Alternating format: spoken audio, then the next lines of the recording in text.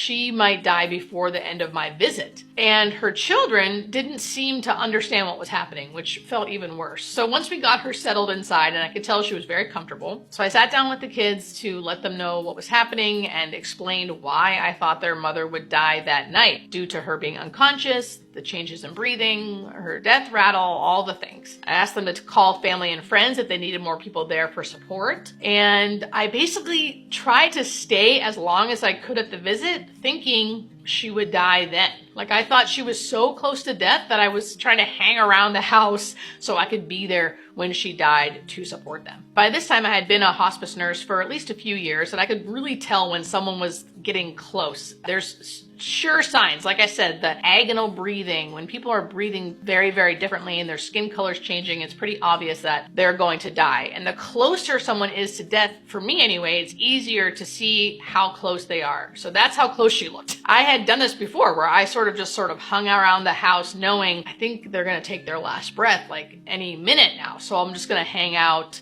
so I can support the family. That was this situation. I thought for sure that was going to be happening. I was hanging out 20 minutes, then it turned 30 minutes, then 40 minutes, and she was still hanging on. So after about an hour, I was like, okay, well, I still think she's going to die soon, but it was getting really late. Like I said, it was already a late admission. So I'm like, I gotta go. So I eventually got her settled again, got the kids settled, and just said, call us when she does die. We'll come out and help you. I did reiterate that I think it's going to be tonight. So just call us when it happens. So they were out in the living room calling friends and family and just getting things prepared. So I go back in the room just to make sure she looks comfortable, and she did. She looked really comfortable. And I sort of just sat there, and I was just hoping that this was going to be an okay death. It looked like it would be, but I was just worried for her kids mostly because it was very sudden and kind of last minute. So I just sort of sat there, and I did get like a brief sense of something. And I left, I went home, I told the kids to call us. I sat at home that night thinking about them, wondering what was happening, did eventually go to bed. And the next morning when I woke up, I quickly checked my phone to see like, when did she die? Who went out there to see her? How are the kids? Things like that. And there were no emails from the office saying so-and-so had died. And I thought, like, what the heck? Why didn't they write an email? What happened? Who did they call? So I called the office and said, like, who went out to go see patient so-and-so? She should have died last night. They said, no, we didn't get any calls.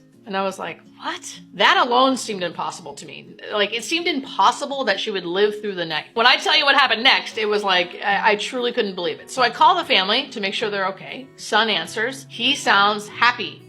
Oh, hey, Julie. Yeah, everything went great. I hear people laughing in the background. I'm thinking, what the heck is going on? I'm like, hey, how did everything go? Why didn't you guys call last night? And he goes, oh, Mom slept through the night and she woke up and was feeling great and said she was hungry for pancakes. So she's up eating pancakes. And I hear people laughing. And the person laughing is the daughter and the mom in the background. It was very hard to hide my shock, but I was trying to be professional. So I just said, wow, do you mind if I come over? Because I'm like, I have to see this for myself. Sure enough, I get there